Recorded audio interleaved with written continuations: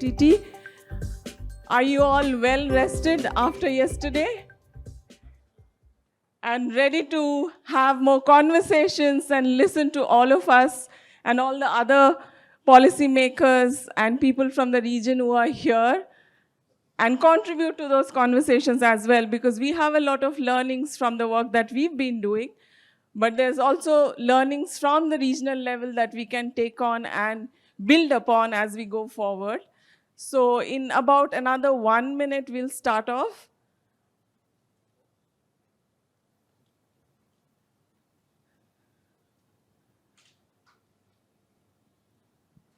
Thank you everyone for joining us at this Research and Policy Forum. Today's event is a hybrid event, so we do have online participants. So hello to the online participants who are joining in from different parts of the Mekong. And as we take this forward, to the online participants, whenever you have any questions, please put them on the chat. We are monitoring the chat and we will take that into consideration as we take this forum forward. And with that, I'd like to start off the forum by inviting Dr. Chayanis to invite on and start off the first session. Over to you. Thank you very much, Excellencies, everybody's friends and colleagues. It is my great pleasure on behalf of the Sustainable Mekong Research Network and Mekong Thought Leadership and Think Tank Network for inviting you to SUMERNET Lancang-Mekong Research to Policy Forum. I would say this is really great opportunities because this is the third time that SUMERNET organizing this such event. So we see the importance of making sure that whatever the work we done for the Mekong region, Lancang region, is actually not only put on the shelf. We should really be proud to talk how great is our work. And by only having opportunity to have the dialogue and share the experience would be otherwise difficult to do that effectively. So we actually starting have the first Lancang-Mekong Research to Policy Forum in 2021. So at this time, we completely done it through the online webinar because of the COVID pandemic. Later on, we started changing our way of learning. We do it through the hybrid. So we get most of participants through online and few participants on site. But I would say today is quite special. Now we transform and we have more people joining us on site. And then we have several people who cannot make your trip joining here to make it possible. They join us through online. But whether are you online or are you on site, your input are equally important. So without any ado, I would like to invite His Excellency Dr. Surasri Kidtimonton, the Secretary General of the Office of the National Water Resources, or we know very well ONWR, very famous organization in Thailand, to deliver welcoming remarks to us. Thank you very much.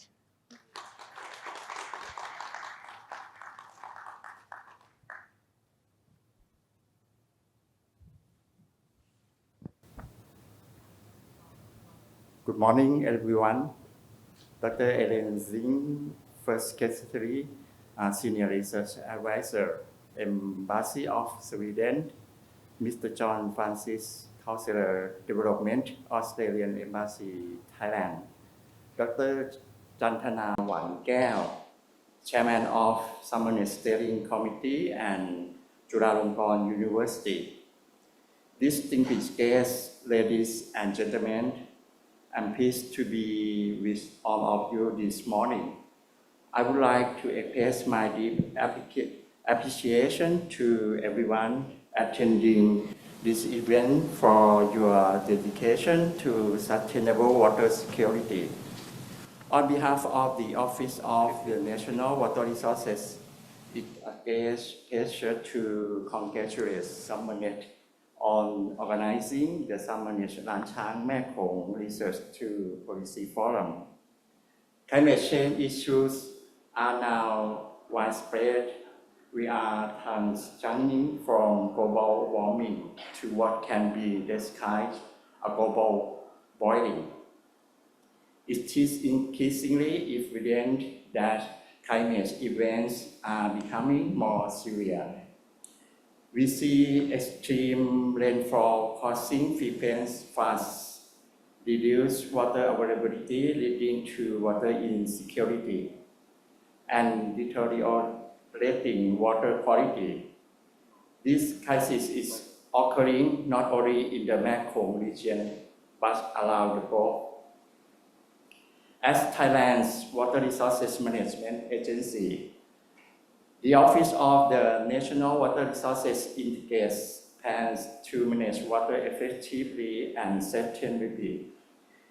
We design a comprehensive water management master plan, coordinate with water-related agencies, and support its implementation.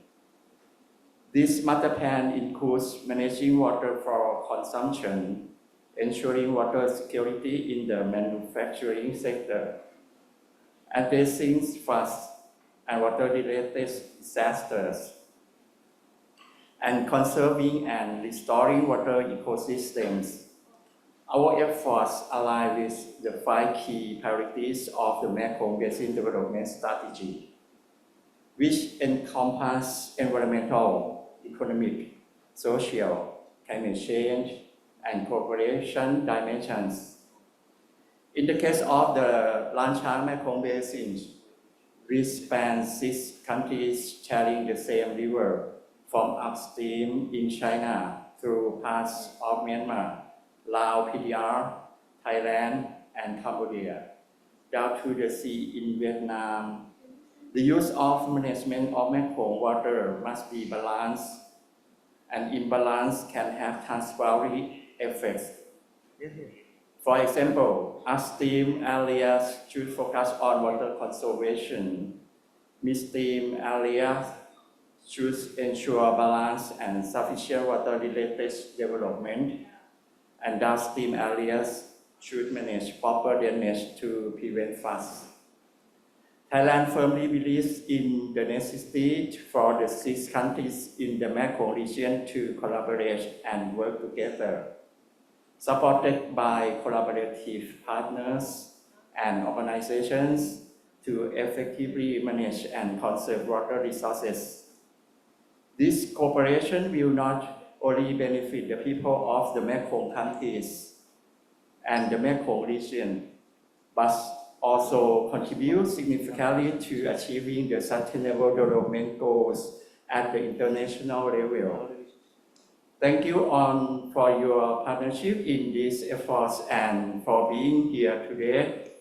Together, I am confident that we will create a future in which every person and every community can responsibly utilize water as our region's most precious resource. Thank you. Thank you very much, Excellency. So, Dr. Surasri highlighted very well the importance of addressing changing climate that link to increasing water insecurities. And he pointed out ONDBR is a leading agency in tackle with this, using the master plan as effective strategies to address this. And this really contributes not only for 6 country cooperation, MRC Mekong Development Plan, but also contributing to the global SDG. So this is really big kind of mission for all of us here to contribute. Thank you very much for delivering welcoming remarks as a host of the countries, Thailand, for this event. So now, may I invite our big brothers, Dr. Eren Singh from the Swedish Embassy, to deliver also welcoming remarks, please.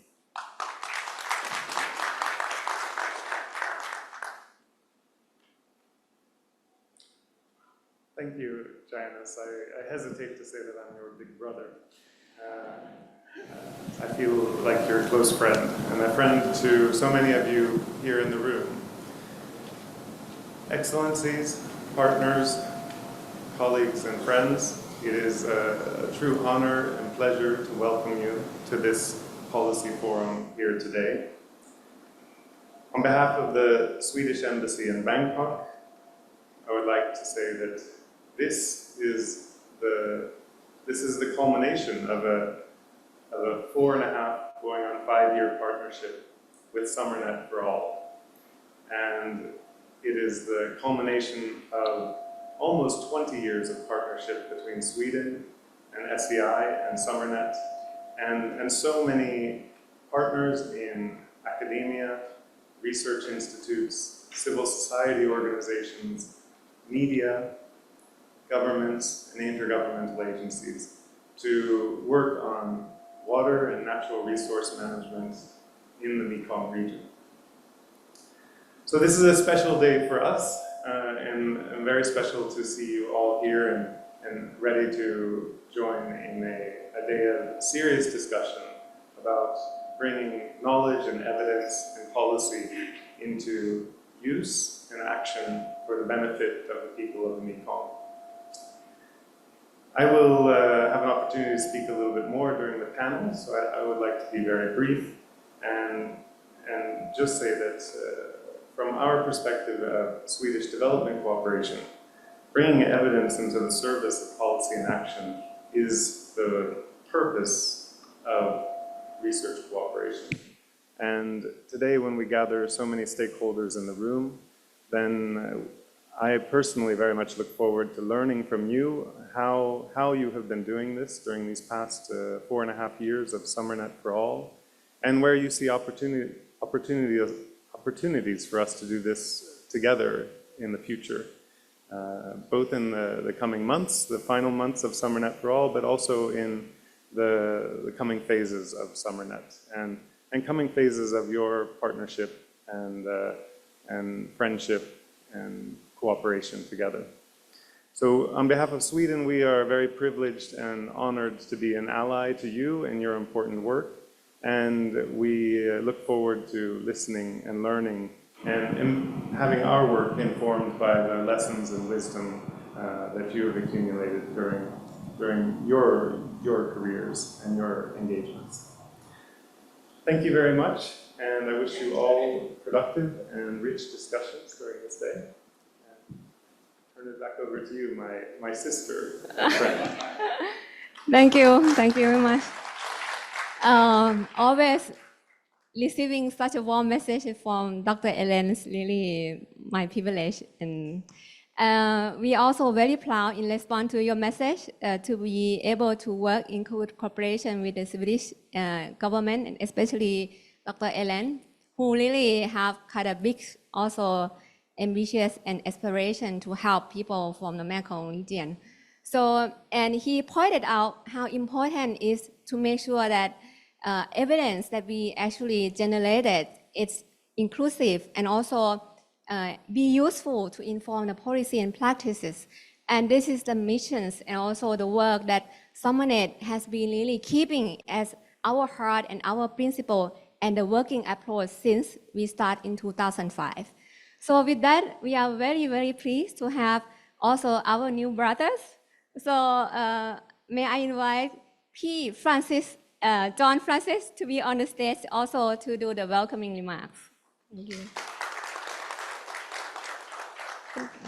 John Francis from the Australian Embassy, so please. Thank you very much, Janice, and Swadikap, and good morning, everyone. We're probably the little brother in the room, I'd say, as the new partner here. But good morning, everyone. It's a pleasure to be joining you on behalf of Australia to join the regional forum on the theme of From Knowledge to Action, Building a Water-Secure Mekong. I'd like to acknowledge Dr. Surasri, Dr. Eren, and Dr. Chantana as well. And I'd like to recognise all our colleagues in the room today who have joined this. It really highlights the importance of bringing partners who work on research and the knowledge and information they can bring together. I'd also like to thank SUMERNET and the Stockholm Environment Institute and the Embassy of Sweden for engaging Arts Australia in this very important endeavour. We're very proud to be with you on this journey. As we all know, rivers are the lifeblood of the region. Millions of people rely on rivers like the Mekong for their income and livelihood. And vital sectors of the economy, like agriculture, energy, transport, and tourism, are supported by the Mekong River.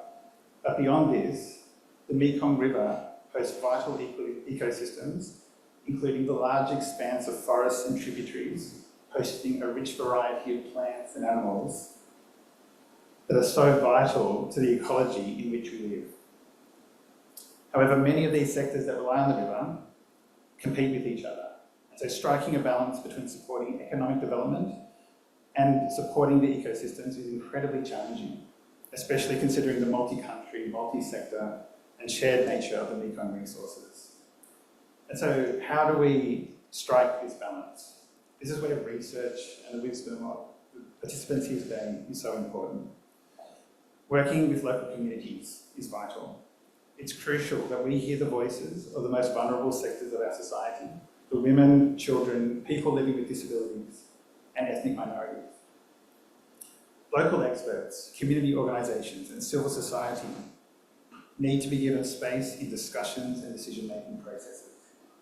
And this is where research, like that supported by SUMERNET, is so important. There is a wealth of knowledge and experience in the region. Capturing this knowledge through research and using it to create well-informed and effective policy is vital. And this is why Australia is proud to join hands with the Stockholm Environment Institute and support a network of universities and research agencies in the region through the Mekong Think Tanks project, which is a partner program for SUMERNET. Our support provides research grants and regional and local organisations, as well as fellowships for promising researchers and policymakers. And we look forward to expanding these activities through the Mekong Australia Partnership. As some of you may know, in March this year, our Foreign Minister announced that Australia is extending the Mekong Australia Partnership with investing a further 222 million Australian dollars to support resilience and prosperity in the Mekong sub-region. Supporting research will be an important part of this extension. I hope our conversations today will provide new insights and perspectives as we continue to strengthen partnerships to promote the sustainable management of the Mekong River. We look forward to building stronger partnerships in the region underpinned by robust research and policy. Thank you very much, and I look forward to the discussions today. Thank you very much, Kun John Francis. So I think we really proud to be, able to cooperate with the Australian government. One of the reasons because we know that Australian government is really serious and also is true friend of the Mekong region. There's only few the government that have Mekong strategies, and Australian is one. So you have been supporting people in the region for a very long time. And we have some way of cooperation with Australian government to a certain extent. But just recently, for these 2 years, we really see great cooperation. I would say what is uniqueness for this is we see the donors really cooperation and have a dialogue, how we can really support people from the Mekong region effectively and together. So this is really big thanks to Australian government and also Swedish government for cooperating on this. And you highlighted very important point of how we can strike a balance between the development and also making sure that people either they benefit or they receive more kind of consequence on this, actually be better heard in terms of their voice. And SUMERNET has really important tasks to make sure that the research, the actions, and whatever we have the dialogue here will reflect of people's opinion on ground, and to make sure that we have opportunity to convey this important messages and also wisdom and other things, suggestion from people to be on the stage, on the table for discussion for future decision making. With that, I would like to invite our mothers, I would say, because Ajahn Chantana has been working in Thailand and many years, and now personally I'm so grateful for her because she's very busy, but she kindly accepted to be our SUMERNET steering committee chair for several years by now. So she always really makes sure that we do best on our work, the SUMERNET, to serve people from the Mekong region. So Ajahn Chantana, please.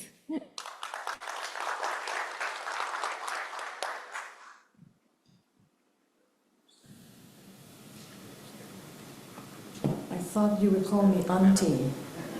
Oh, mother is okay. Morning, สวัสดีค่ะ Dr. Surasri, Kidtimonton, Eren, and John Francis, your friend. And I'd like to welcome new distinguished participants and guests today. This is the second day of our SUMERNET Learning Forum.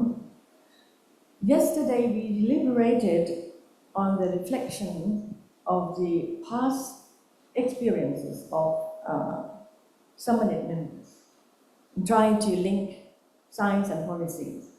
And I felt comfortable hearing all these lessons and experiences. There have been efforts in bringing knowledge to practices all over the region, the Mekong region, different places, times, locations, different partners. It's very exciting to learn about what has been done in the past almost 2 decades. And in the afternoon, we have been informed about the new initiative on MTG, Mekong Thought Leadership and think tank. I'm thinking that this might be a new initiative, new invention. So it has to wait and see how this evolved. Then come today, and I think that we can't feel more comfortable about the past. And I think about our own achievement. When water insecurity being put in the new realities of climate change, things change. What we've done in the past have to now be rethinked and rediscovered. There are bigger question around this room asking whether we have achieved any policy change. We have really be part of the changing mentality at the regional level. I know that we are so strong in all different locations, but the step forwards that will provide a good platform for pathway to sustainability is still awaiting us. Today, we will deliberate on from research to policy. And I would like to share the thought of SUMERNET. SUMERNET wants to be part of a bigger picture, want to be more visible in the region. The being of MTG, the existence of MTG implies there's a need of a new leadership in the region and some kind of collective effort to think tank, maybe an engine to boost up our past discoveries to the region. SUMERNET, if I may claim, wants to be clear about the pathway to sustainability. We know that there's some change taking place in small places, small location, but we want to see how many small things make a bigger change. Therefore, we have to be clear about, from now on, the pathway towards sustainability. The task is to try to step up, find more greater meaning of different prototypes has been done in the past by members of SUMERNET into innovations. I think the transition to sustainability, one of the main approaches to replace the existing unsustainability. And I think that there are a lot of discoveries from our members that need to be translated into a bigger landscape, a regional landscape. So today, I hope that our deliberation from our policymakers, researchers, and practitioners will give us a clearer idea, priorities of what would be the mechanism, both multi-levels, local, national, and regional, and how things are interrelated, so that SUMERNET for all can move to SUMERNET Plus with more confidence. I hope we will have a fruitful deliberation today. Thank you very much. Thank you very much, Ajahn Chantana. So Ajahn Chantana talked on behalf of SUMERNET very well. So we want to be visible. It's not because we want to be famous, but we want to be useful in terms of our work.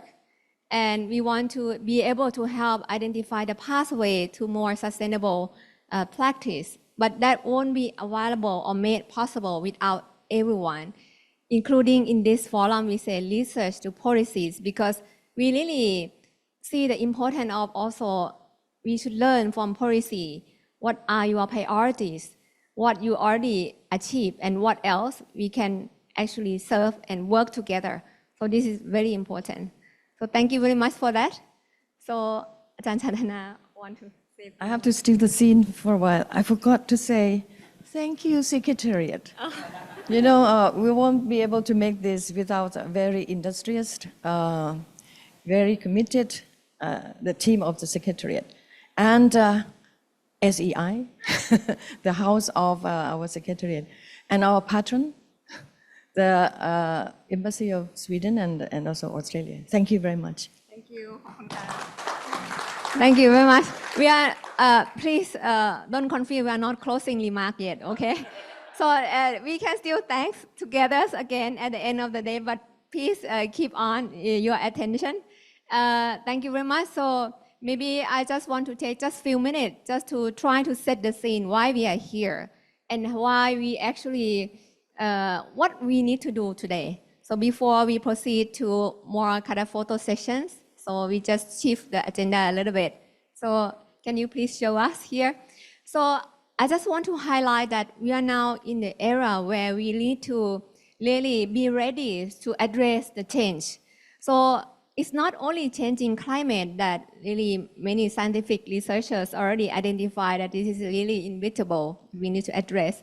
But we also have to face some things that sometimes we cannot imagine. For example, the COVID, the crisis. We learn about the technologies. We have to adapt ourselves to make sure that we be able to continue our work, our passions, and our energy will not be wasted. So this motivates us to work together, and because we know that we are changing so much in the society along the way, and only by working together, we can actually achieve what we really plan and hope to do. Next, please. We want to recognize so great work by many corporations, mechanisms, many of them led by government, intergovernmental process, and some are non-state-led really mechanisms. What I see is most important is how we can make sure that we join hands and work together, because we actually, even we say, okay, we have different funding sources and this, but who are we working with?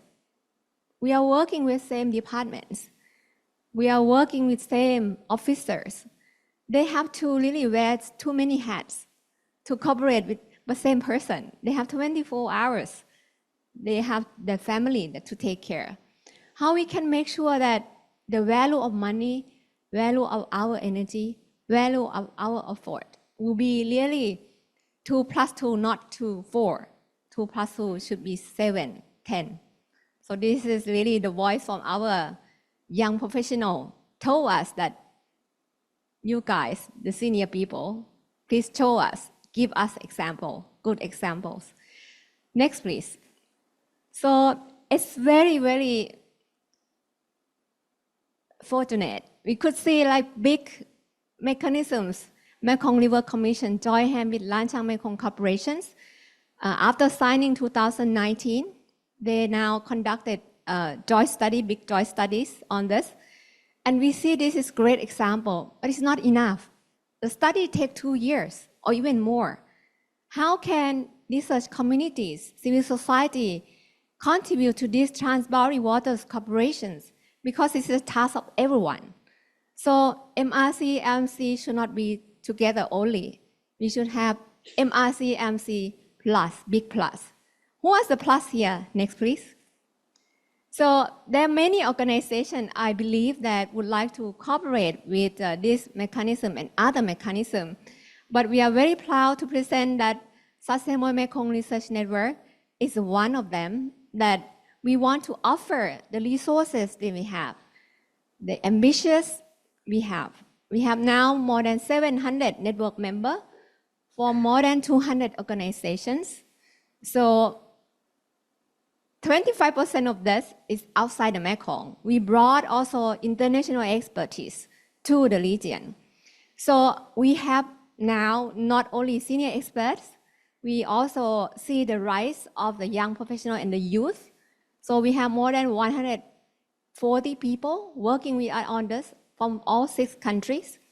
We also cooperate with Mekong Thought Leadership and Think Tank Network to make sure that we learn ourselves how we better communicate on research to the public, to policy process. Next, please. So we learn from this. We know ourselves in the past, we do 80% more research, 70%, 30% engagement. Now, the new era of the SUMERNET MTT, we want to do more, 50-50 or even 70-30, using rich knowledge already generated in the region to make benefit for people on ground.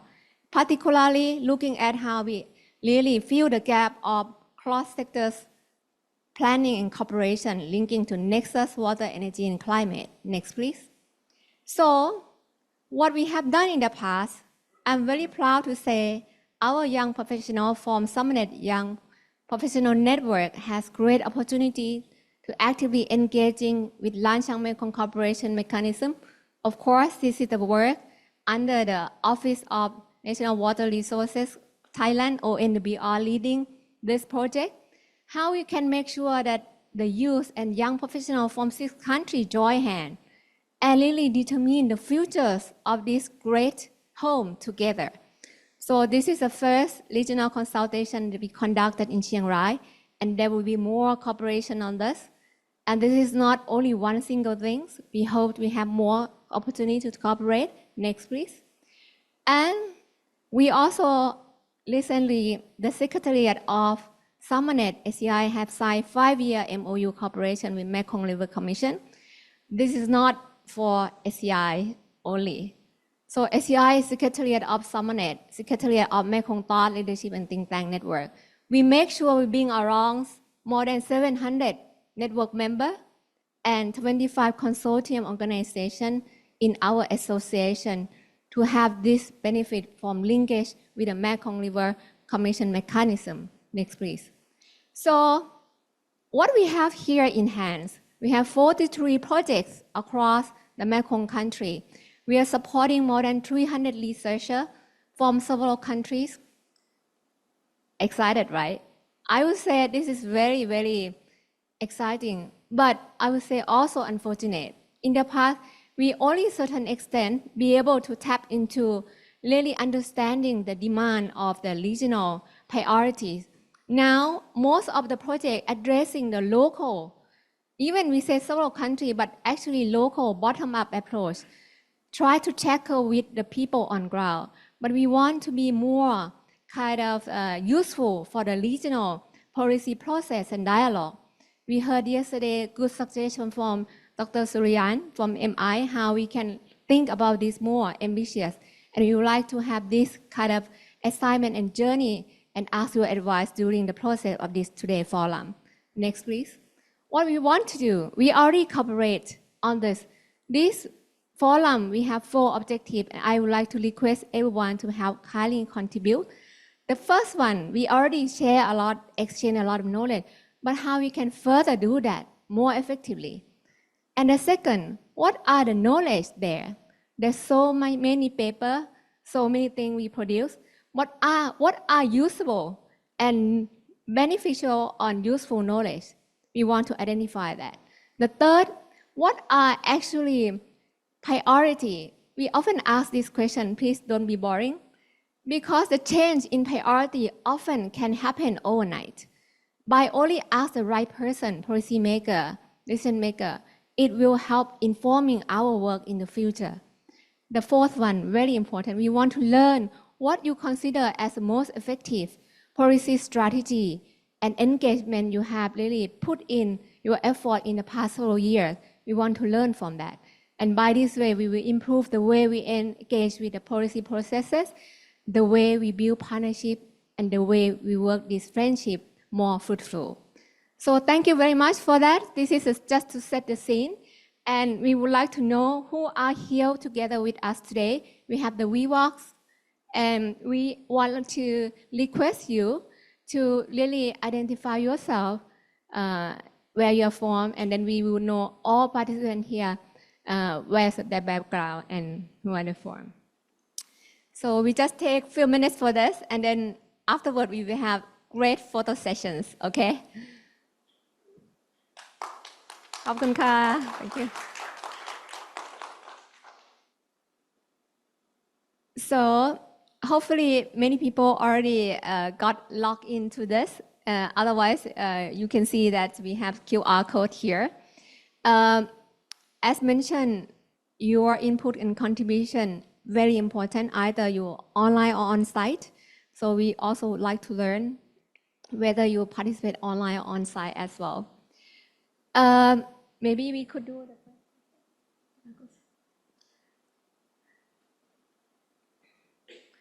Okay, so please help identify yourselves. So where are you joining today from? Okay. It's not your citizen, okay? Where are you from now here? Yeah. Okay. That's really great. So we see now 93 people logging in, and we have the respondents from 90 people. Of course, majority of participations today is from Thailand because you are home here. So we hope you enjoy this. And thank you so much for your participation, making your trip here possible. I know that some people are traveling really far away to be here with us. That's really grateful. We have more than 100 participants now. And we also have Cambodia people joining us from Cambodia, Laos, Myanmar, Thailand, Vietnam, China, and other locations. So we have almost 6%. So, okay, hello. So, okay, that's really excellent. Next question, please.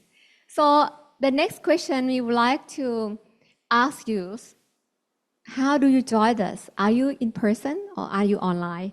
By this way, we know that actually how many people watching us through the screen, you know. Today is a long day, so we are very grateful that you spend time, and hopefully you stay with us. Whenever you feel tired, don't feel hesitate to rest your eyes. We will record this event, and then you can view some of the session later as well. So most of us here join on site. So thank you so much. I remember 2021 we have 100% online. So today is really good connection, and we have more than 7 or 8% actually joining us online, and yeah, we have 92% on site. Next, please, Agus. So let us get to know more about which countries of your nationality. So where you originally coming from. Of course, all of us here are part of the Mekong family, but we want to learn where actually our brothers, sisters are coming from, you know. Sometime in the future, we may visit you also. Okay, so let's see. So we have more friends from Vietnam. So thank you so much. Cảm ơn chị Anh nhá. Thank you for traveling a long way to be here. And we also, of course, have all 6 countries and other countries joining us as well. And we also have, yeah, thank you so much. So you could see that we have all members from all 6 countries. So that's why we say this meeting is inclusive in terms of the countries' participations. Next, please. So what is your gender? We try to make sure that we address the issue of the gender balance. And of course, this participation is up to your willingness, availability, but understanding on this is also very important for us.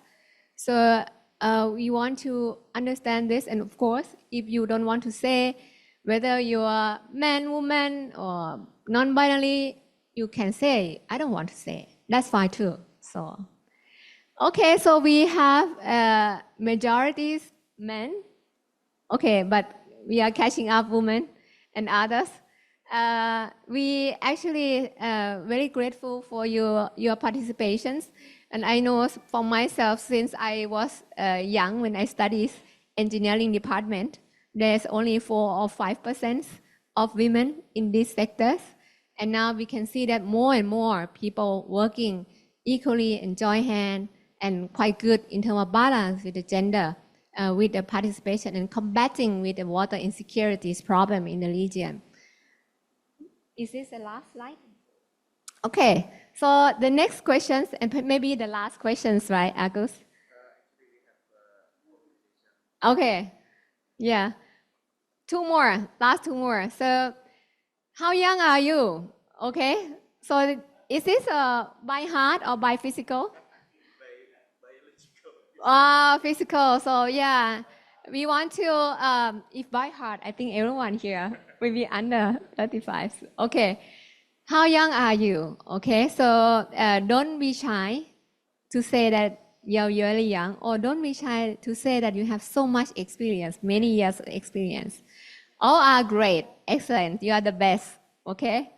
We are always the best in our age, okay? So we just want to share that, to say that, okay, here we have about 30% actually young professionals, you know, and about 70% more experience, okay? A little bit more experience, okay? So that's great. Next, please. So now we already know how young we are. Let us understand better our organization that we represent. Okay, so which type of organization do you represent? Can we reply to? May I? Okay. So because I know that some people say, oh, I'm here and I also am here. But okay, so you can choose only one. Which one close to your heart? Okay. Which one you submit your time sheet? Or where you receive your salary, okay? Then you can actually say which organization you represent. So we have, of course, more than 50% from research and academic, and very happy that we have also many governmental participants and NGO. We have a little bit private sector, but we have more ambitious in the future to engage more private sectors in coming phase. We have many also several development partners, and we have independent. So see that whether you are from organization or by yourself, thank you for your love to the Mekong region, and we will make sure that we cooperate to each other. So coming to the last question, right, Agus? Okay, this is very last question. Let us understand what are you most looking for to learn from today's event. So this is no choices. Here you can put anything that you have the expectations. And by having this expectation, it's a joint really effort for us to achieve this. So let us see. So we have start having the more response here. We have 100 people joining this survey. And let's see what are majority or what are the things that we expect together. So, okay, so I think this probably take time to write, right? that's fine. So, wow, we can see very big words on collaborations, networking. And this is definitely, this is the area where we're targeting on today. And I also see that some people putting that solutions. We should not just talk blah, blah, blah. We also should find solutions together. And we make sure that these solutions really contribute to the policies, contribute to more kind of knowledge co-productions, and we making sure that we actually take the local wisdoms together with us on this. And I also see some people have really ambitious that we should change our behavior. So this is really a challenging task, but let's see whether how far we can get. Some people here say we would like to also have grants opportunities. This is the area where we can define what future grants we may design in terms of future calls. So please, in that case, don't be shy to say what you feel is priorities. So, okay, so I think the most really attractive and most kind of voted and written is collaborations, networking, knowledge and policy engagement. And this is really likely identified in the 4 objectives that I already presented today in the forum.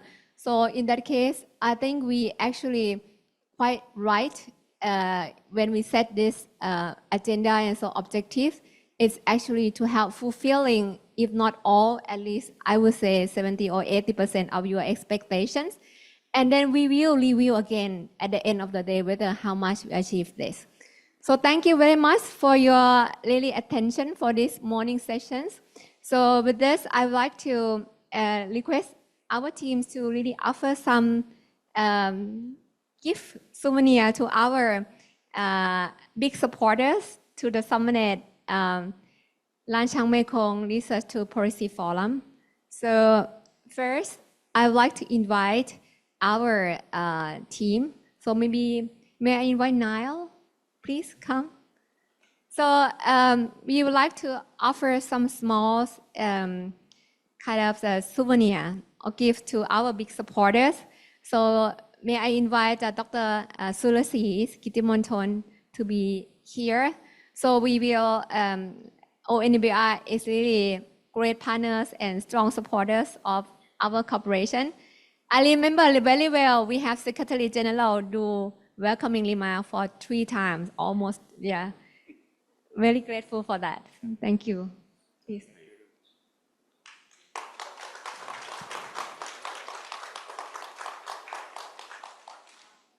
Yeah.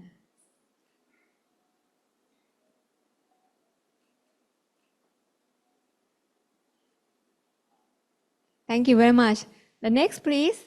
May I invite our brothers, Dr. Eren Zink, to be here. So nice, please.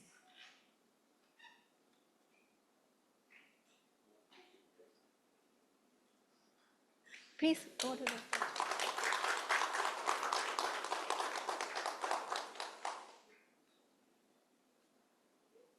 Thank you so much. So next, may I invite Kun John Francis to be here from the Australian embassies.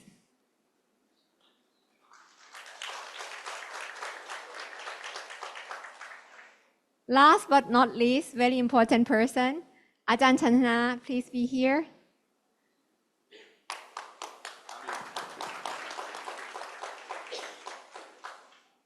Thank you very much.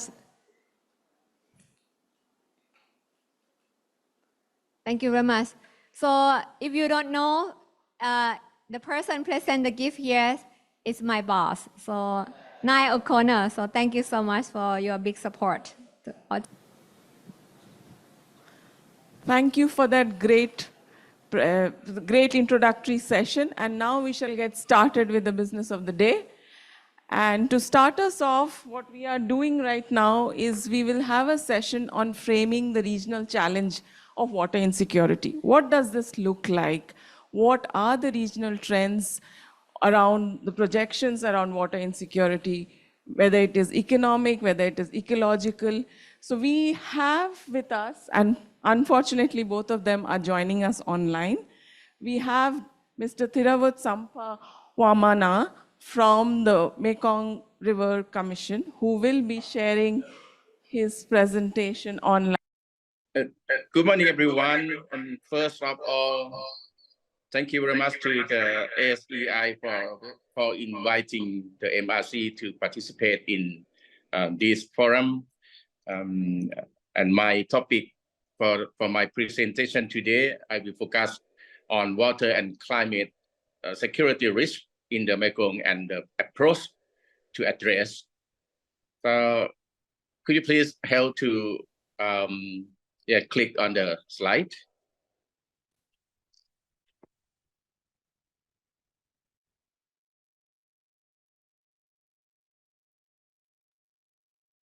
Okay, and the first slide, I would like to just talk a little bit on the Mekong River is one of the greatest rivers in the world. It's passed through 6 countries, as you know, that with large population and basin size, rich in biodiversity and productivity of food and energy. It is one of the world's most geostrategic regions, and also considered as one major power in the ASEAN mainland. The Mekong has highly variable flow regime in both wet and dry season, and with the recognition of the mighty Mekong River Basin, the Mekong River Commission was established with 4 member countries, Cambodia, Laos, PDR, Thailand, and Vietnam, agreed to establish this commission in order to promote sustainable water and related resources in the Lower Mekong region through 1995 Mekong Agreement. And the Mekong River Commission, or the MRC, works as a regional knowledge hub and treaty-based water diplomatic platform. Next slide, please. And the Mekong River has been facing serious challenges on climate change for several years, as you know. What we can observe at the moment, for example, increase of average temperatures and precipitation in the region and rising sea levels around the Mekong Delta. It is expected that there would be higher temperatures and increased risk of extreme floods and drought. And based on the MRC scenario assessment, it shows that the overall basin water yield could either increase or decrease. The hydrological of the Mekong River is likely to be significantly impacted by increased water infrastructure development. One click, please. So this slide, it can be proven that the Mekong is now changing. Based on the summary of the basin conditions, trends, and outlook for key issues identified in our State of Basin report in 2018, as well as the current MRC scenario assessment work, it was found that the key issues that have considerable concerns and expected to be declined, including water level fluctuation, reduced sediment transport, loss of wetlands, and fish population, as well as temperature increase. So this is the condition to show that the Mekong is changing now. Next slide, please. When we talk about water security and risk, water security is one of the 53 assessment indicators of the Mekong River Basin Indicator Framework, which was used for conducting State of Basin report in 2018 and 2023 in order to measure 2 important indicators: adequacy of domestic water supply and sufficiency of water for farming. And moreover, all other indicators are also related to water security, such as water quality and water flow. The water security also interlinks with food and energy production, for example, irrigation and hydropower. It was found that driving more and more water infrastructures causing change in flow regime. In addition, the climate change, coupled with uncoordinated operation of water infrastructures, are expected to have serious impact on hydrology of the Mekong River, as well as the environment, economies, and vulnerable communities. Next slide, please. What to be done? In order to make a solution on these issues, it needs to address the water management at national, regional, and international levels in a coordinated and integrated way. At the MRC, we are focusing on 3 key aspects. Firstly, better monitoring, forecasting, and dissemination. Secondly, better information sharing and coordination of water infrastructures. And third, investment in more storage in both gray and green infrastructure. One click, please. For better monitoring, forecasting, and dissemination to achieve this one, the MRC developed the Regional Core River Monitoring Network, which is now established. The core ground stations or ground sites on water flow, water level, water quality, sediments, fish, and ecological health, and try to link to the national networks, as well as work in linking with upper Mekong countries.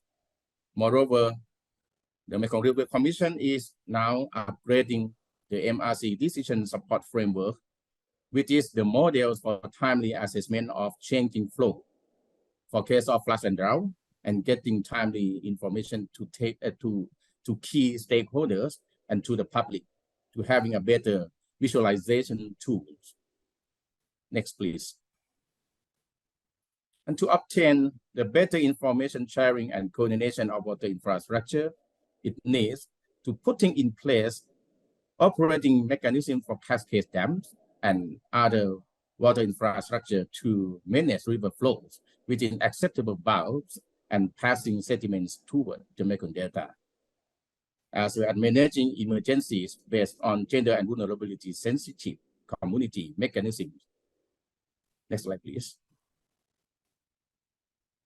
So this chart, what I would like to explain on the coordinate water infrastructure operation in the Mekong River Basin. For multiple benefits, including gender and vulnerability sensitive, this as the mitigation and management.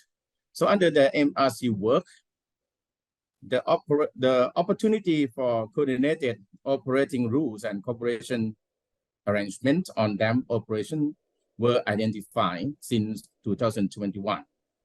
For this year, the cooperation mechanism for data and information sharing for existing dams, as well as the communication mechanism for information sharing for water-related emergency is now being developed. And next year, we plan to develop operating and communication protocols for existing and newly identified dams and other water infrastructure. Next slide, please. So one important thing that I mentioned among 3 aspects is the investment in more storage.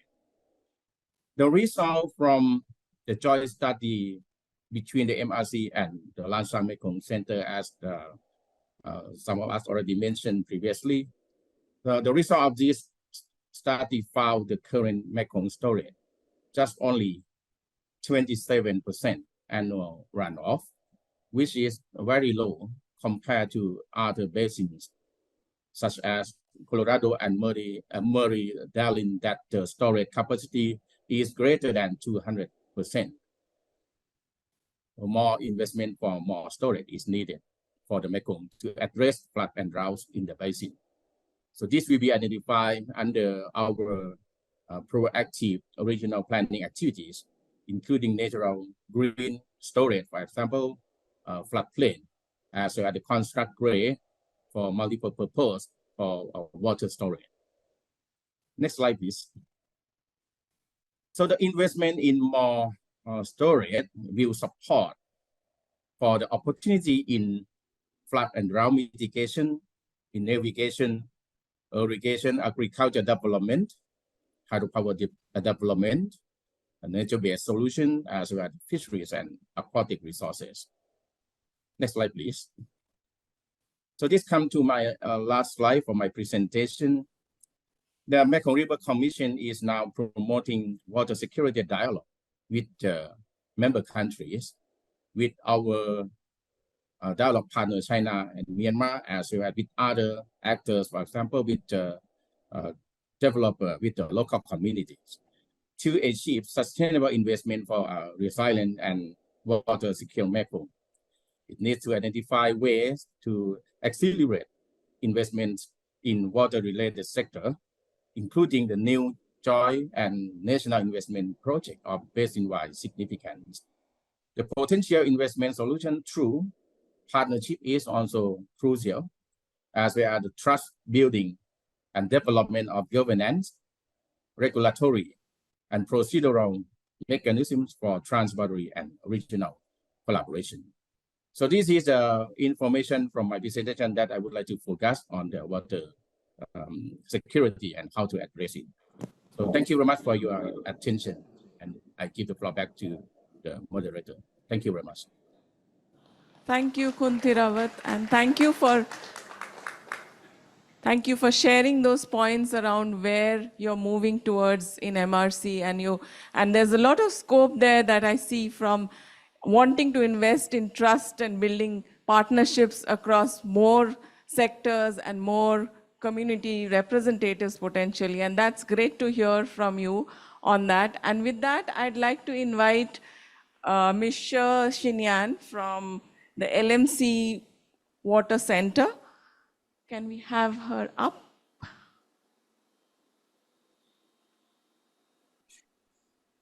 Okay, now I'll continue. First, I'll share the progresses of the joint study. Climate change and development of Lancang-Mekong River Basin pose severe challenges to the sustainable and fair development of the basin. According to the newly released Global Climate Risk Index, countries along the Lancang-Mekong River, such as Myanmar, Vietnam, and Thailand, are among the top 20 countries facing significant climate risks. So to provide a better understanding of hydrological changes in the Lancang-Mekong River Basin as a result of climate change, land use and land power change, and other water use activities, a project has been carried out by the LMC Water Center and the Mekong River Commission. The joint study on the changing patterns of hydrological conditions of the Lancang-Mekong River Basin and adaptation strategies. The joint study comprises three components. That is, component one, an assessment of the historical changes in the hydrological conditions and the underlying causes of these changes. Component one, predict future trends in hydrological conditions due to climate change and propose water resources developments. Component three, pose strategies for the states to adapt to climate and some changes, thereby supporting continued sustainable management and development of the Lancang-Mekong River Basin. The study is further separated into two phases, and up to now, the phase one, which focuses on changes in the hydrological conditions and the causes of these changes, has been completed. I'll show some of the key findings of phase one.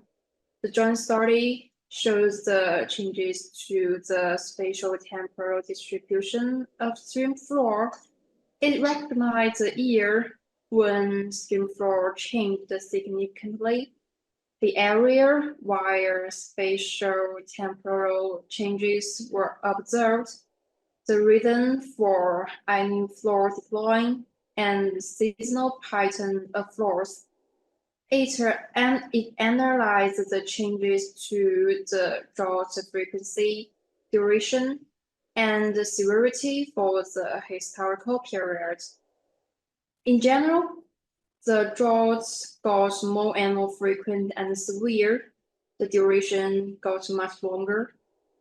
It also started the changes in flood parts of Tonle Sap Lake and answered the question, what caused the differences in the 2000 to 2009 and 2010 to 2020 floors. The phase 2 of the joint study started in January 2023, and the phase 2 will take up the recommendations from phase 1 before addressing components 2 and 3. And next, I'll introduce the strategies for tackling the challenges in water security. The 5-year action plan on Lancang-Mekong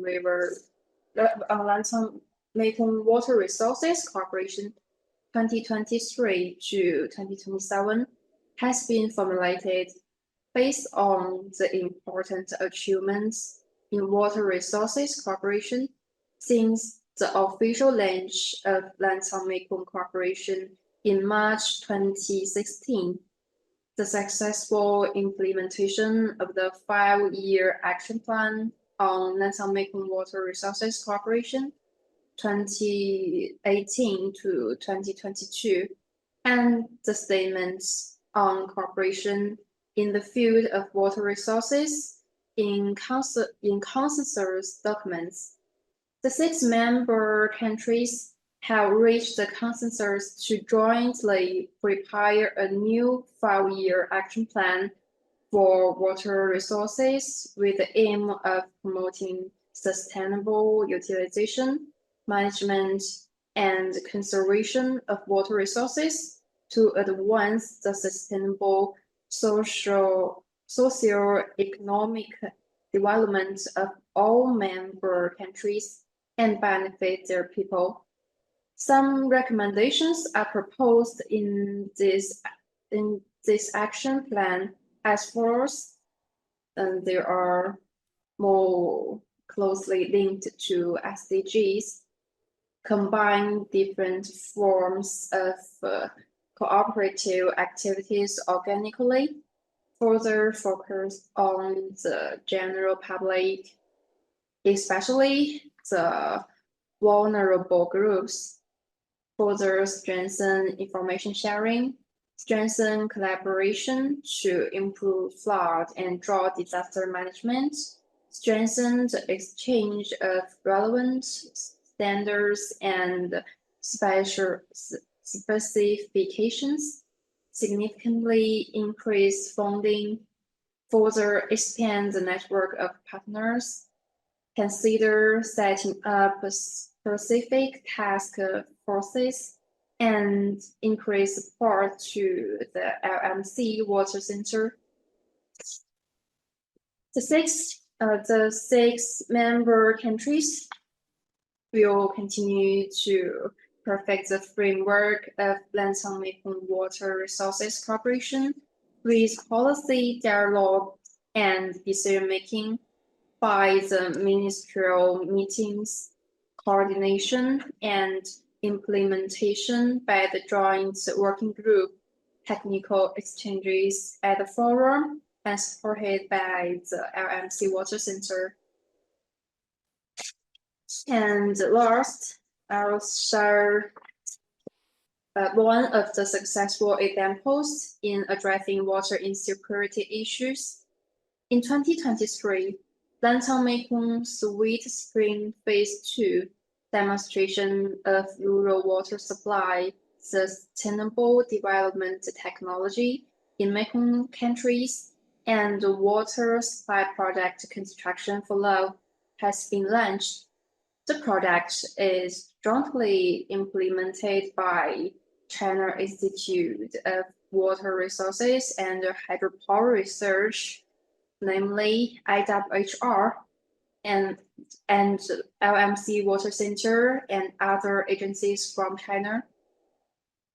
Phase 2 project focuses on enhancing the local capacity of rural water supply project construction and management in the Lancang-Mekong region by implementing and demonstrating typical regional technologies in Cambodia, Law PDR, and Myanmar.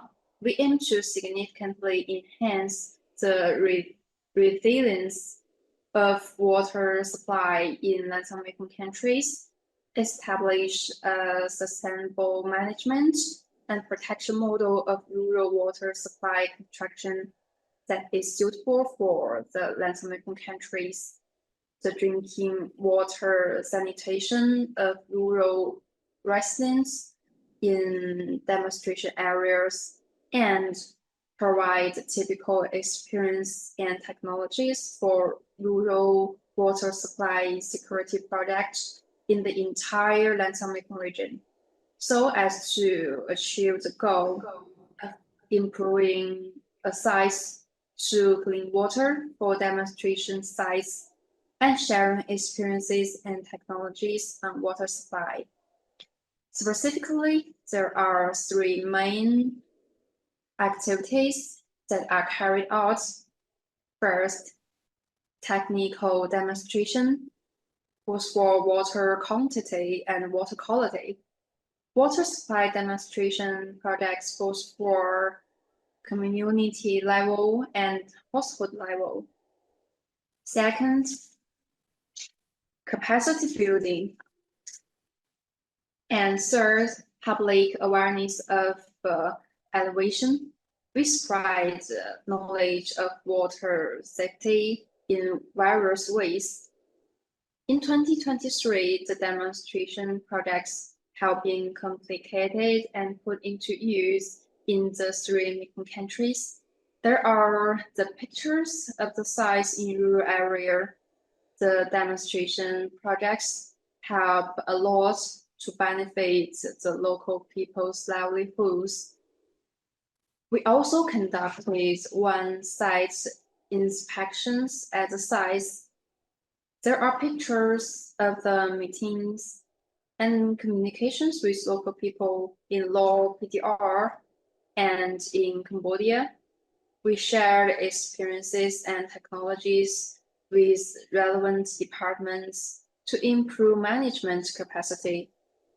And this project will continue until the end of 2026 to ensure a long-lasting benefits of the Lancang-Mekong cooperation achievements. So that's all about the progresses in addressing water insecurity challenges in the Lancang-Mekong region carried out by MC Water Center. Thank you. Thank you, Shir, for your presentation and letting us know what Lancang-Mekong Water Center has been doing, some very interesting things that we heard from them, and I'm sure you'll have questions and you'll have a chance to ask them questions. But before we get into that, I'd like to invite the panel on in the room to get to the stage. So I would like to first invite our representative from the Office of National Water Resources, Madam Patcharawee Suwannik, followed by Madam Patcharawee, the Deputy Director of the Tonle Sap Authority.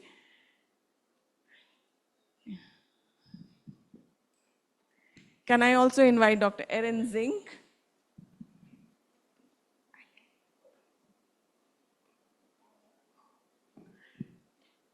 And can I invite Dr. John Doerr from the Australian Embassy? And last but not the least, Dr. Vijan Simachaya, the President of Thailand Environment Institute.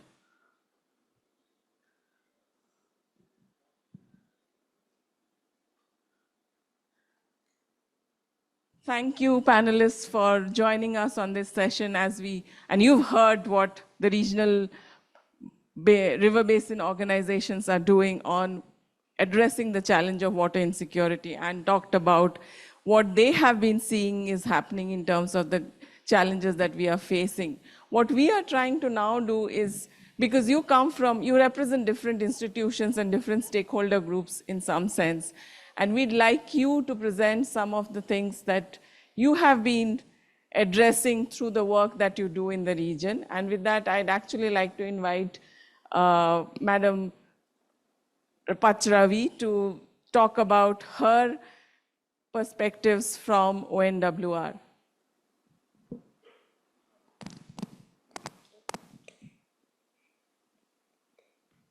Okay, thank you, Sumita.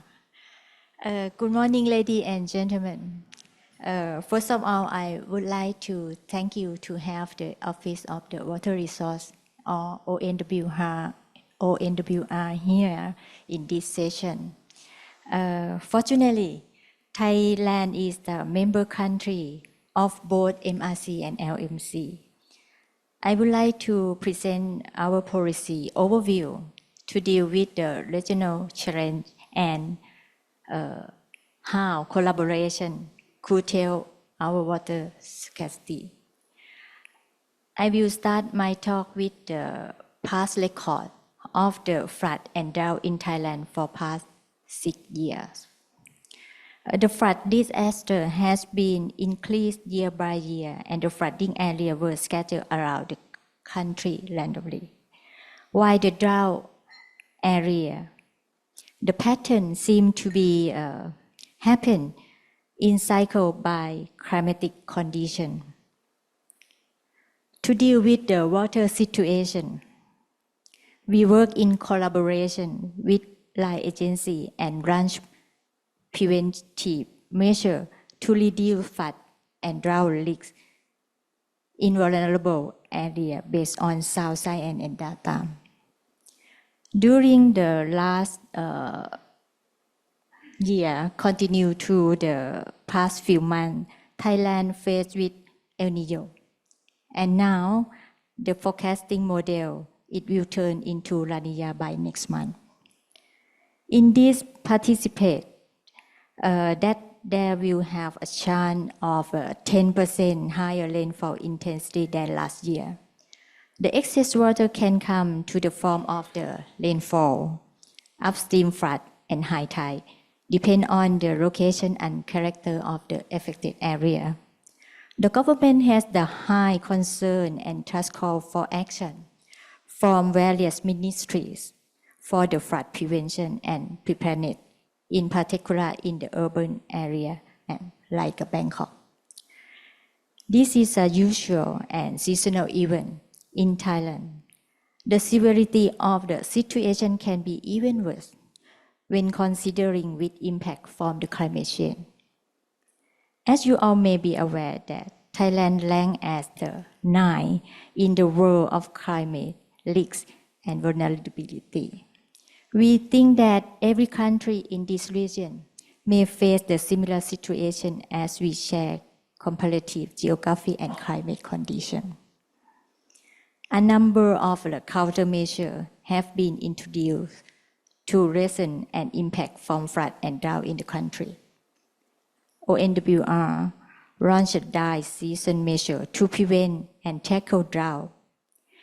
In the target area, across country, the measure can be divided into 3 parts, as we show in the slide, which are the precision management of water supply and demand, as well as increased capacity and involvement from community. For seasonal flood management, we set the common countermeasure that line agencies must closely watch the situation, prepare for retention area and machinery, as well as ready for emergency event. Besides that, in terms of the master plan, Thailand has its own water master plan, which will be revised every 5 years. The current first revision draft master plan is under the cabinet approval and contains 5 strategic areas. The first area aims to increase access to consumption water throughout the country. In particular, those remote areas high-value tourist hotspot as well as economic zone. The second area tried to achieve the water security, particularly for the agriculture and industrial sector. The third area target to reduce flood in the risk area. The fourth area is focused on the upstream area. We introduced the integrated approach to reduce soil erosion and restore the watershed forest. And also, for downstream area, we utilize the measure to keep the water quality to standard. And for the fifth area, focus on management to boost up the strengthened capacity of the community toward the water resilience. We consider the implementation of the nature-based solution as an option for more suitable development as well. And to ensure the water security, each country should create secure conditions and working together to turn effort into regional water security. We think that collaboration mechanism can help toward this inclusive water security.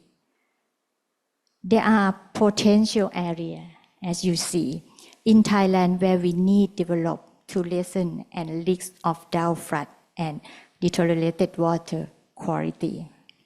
Working with peers and exchange in technology, sound science and innovation would be a tool to facilitate the regional movement towards sustainable water security. However, the construction of the water infrastructure, both clean and grey, to increase resilience can take a long pathway. While we can waiting for the completeness of this measure, we should maybe change our way of living. We maybe adapt in order to respond to the unexpected situation and live with the water in sustainable manner. Thank you.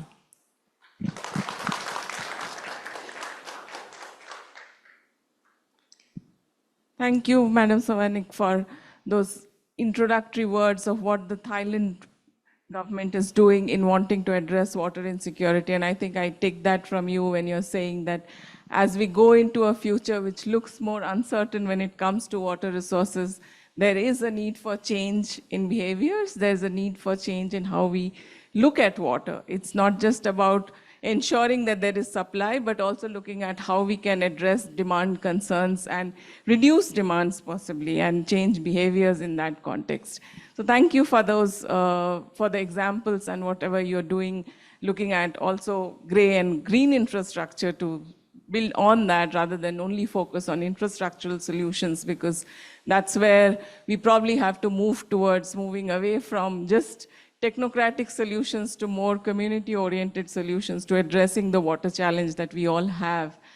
With that, I'd like to invite the Deputy Director of the Natural Resources Department, Tonle Sap Authority, Madam Prak Chanwaitna. So she also has a presentation. Can you just...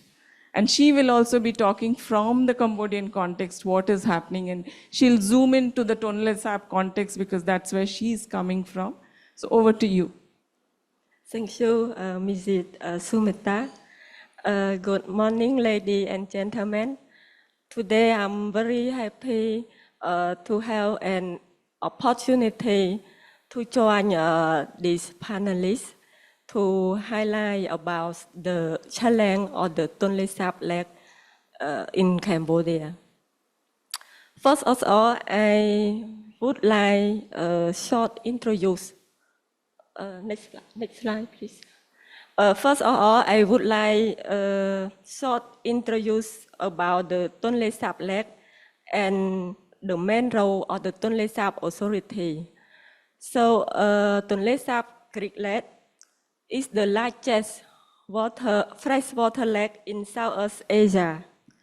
It contains an exceptional large variety of the interconnected ecoregion with a high degree of the biodiversity, and it was designated a UNESCO Biosphere Reserve in 1997.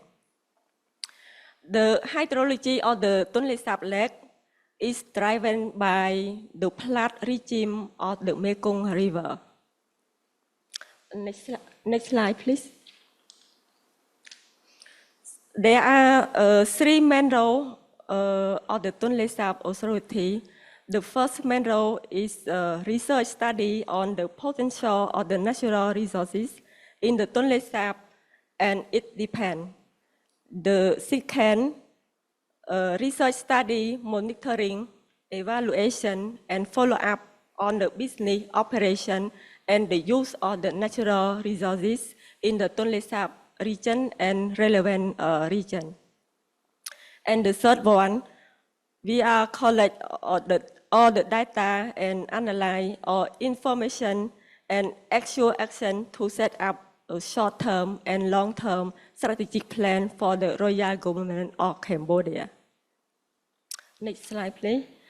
The map just show you about where is the Tonle Sap Creek Lake and the situation, the water occurrence around the Tonle Sap Creek Lake over the time.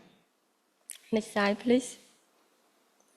And this map just show you about the situation. The green color just show about the flooded forest protected area by the royal government sub-decree into 2011. Next slide, please. So now I would like to highlight about the challenge of the Tonle Sap Lake related to the water insecurity encountered between the last 10 years from 2014 to 2023. Based on our database monitoring, the hydrological regime of the lake varies.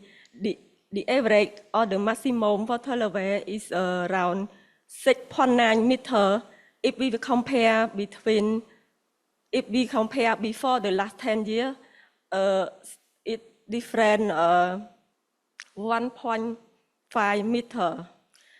And the average or the minimum water level is around 0.6 meters. And if we compare before the last 10 years, the water level around 0.8 meter. And the second challenge, loss of the forest cover in main river basin around the Tonle Sap Lake and floodplain cause flood and severe drought in the dry season due to the climate change. And the third challenge, the increasing of the water use in agriculture on the area that stretch from year to year, especially for the dry season rice crop, at least 1 to 2 times per year. And the last one, the water quality in dry season caused by agriculture, use a lot of chemical fertilizer and liquid waste from floating village around the lake. Next slide, please. So to address the above challenge, some action taken by Tonle Sap Authority include the first action is the royal government has tightened through the new sub-decree to protect the flooded forest area around the lake to prevent the further encroachment. The second action is to follow the water resources and to monitor water quality in the dry season against the eutrophication and illegal fishing. And the third action is to improve the agricultural practice in the area around the Tonle Sap Lake using less chemical fertilizer and pesticide by exchange with the farmer water user community. And the last one, updating land cover and land use mapping to better monitor the evolution of the use and covering of the forest area and wetland, which are essential habitat for fauna and flora. And in my opinion, in order to focus on the interconnected challenge of the development and the water resources, as well as to develop a comprehensive strategic plan for the Tonle Sap to deal with the water insecurity, the promote of the integrated water resources management study need to strengthen the capacity of the local authority and stakeholder in the Tonle Sap Lake area to understand the advantage and disadvantage of the natural resources in the Tonle Sap Creek Lake. And the second one need to update it on the research study, the hydrological relationship of the Mekong River with the Tonle Sap Creek Lake, and also the hydrological relationship of the Tonle Sap Creek Lake with the main river surrounding of the Tonle Sap Lake. And the third one need to identify monitoring the situation of the flood of the flood of the Tonle Sap Lake, and to identify the zone of the track and the zone of the flooding to reduce the risk of the flood and the track. Thank you. Next slide, please. Thank you. Thank you, Madam Vaitna, for sharing what's happening in Tonle Sap and some of the things that you as part of the Tonle Sap Authority are trying to address. And it's very interesting, you've mentioned a whole lot of interlinked challenges that you're facing, whether be it related to fishing, agriculture, but we also have to see how we can bring all these different actors or communities together to address the trade-offs that might result because of the challenges that are ongoing currently. And with that, I'd like to actually invite Eren to share some of your thoughts on what the challenges look like. What are the gaps in the region, having worked here for more than a decade and been in so many different initiatives? And also, I'd want you to reflect on CEDA's emerging strategy to support water insecurity in the region. Thank you, Sushmita, and thank you for your talks and also the talks of from colleagues at LMC and MRC. I'll try to speak a little bit about Sweden's perspective on gaps and challenges, but I would say first of all that our perspective is very much informed by you and our interactions with partners in the room and also other partners that we have in the region.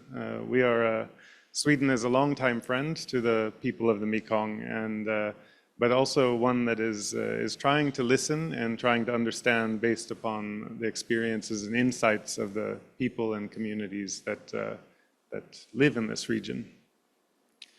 So I would start by saying that, what we've heard already from colleagues here and also from colleagues from LMC and MRC, that what we see is that water is limited and resources are limited.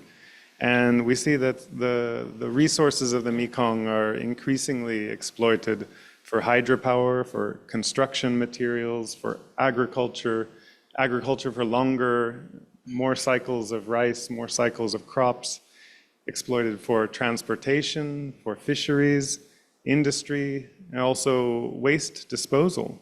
And all these limited resources which are being stretched by all these needs and demands, they're also being made more unreliable due to the effects of climate change. So it's clear, I think, from the talks we've heard today and from what you all know, is that the current situation is unsustainable, and that many of the choices or decisions that are made are both ecologically and socially harmful. And I think the example of Tonle Sap is just one very clear example of what those choices are leading to and the implications. Now, these choices, they're often driven by geopolitical and short-term economic interests, and not as often by an interest in a long-term or medium-term interest in health and well-being of people and ecologies. So from the Swedish perspective, and when we think about what should Sweden's engagement be in the Mekong, we're asking how can the Mekong be a resource for sustainable, green, and just transitions? And how can we be a partner to those forces? And I think that all of our speakers today and also yesterday share a lot. Maybe we don't share everything, but we have a lot that we agree on. And I think we all see that the resources are limited, and we do have a desire to see long-term solutions that are equitable. So we also see that there will be trade-offs, that's unavoidable.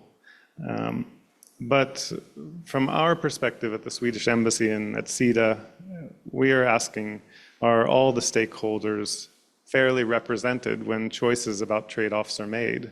And will fundamental rights and equalities be respected when those choices are made?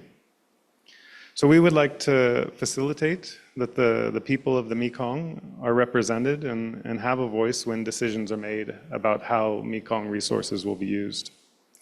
And I think this is very difficult. This happens in a context where academic and journalistic freedoms are extremely limited, where there are a plethora of autocratic authorities and very powerful private sector interests that are not necessarily aligned with these goals. So our approach with our strategy, we have a regional strategy for Asia and the Pacific, which includes a sub-regional cooperation in Mekong. And our approach is to partner with the people of the Mekong who are less well represented, and the institutions that are engaged and actively want to listen and amplify the voice of those people. We want to work with organizations that recognize that access to justice is currently unequal and not available to all, and would like to see that access expanded. So we know that, we've talked a lot about policy making and talked about it yesterday. We're talking about it today, and I think it's been referenced already that policy making is not something that happens in a linear fashion. It's often fractured, and it's often contradictory, the policies that are there. So in this very complicated situation, our approach is to work in partnership, in alliances, and to support organizations and groups in the region that share our concerns and support them to work more effectively together.